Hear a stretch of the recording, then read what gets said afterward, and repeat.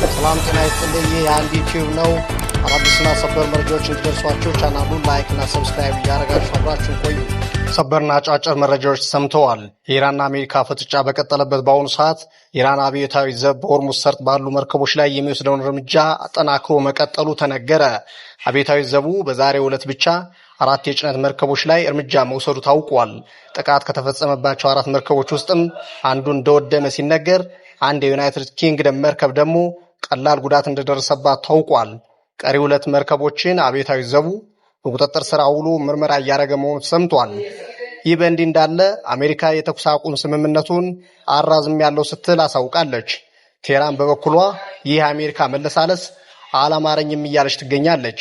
ምክንያቷ ደግሞ ዩናይትድ ስቴትስ ይህን የምታደርገው እኛ ላይ ድንገተኛ ጥቃት ለመፈጸም ይመቻት ዘንድ ጊዜ ለመግዛት ነው ስትል አክላለች። በሁለቱ ሀገራት መካከል ያለው አለመተማመን ቀጠናውን ብሎም ዓለምን እጅግ እየጎዳ ያለ ጉዳይ ሆኗል ተብሏል።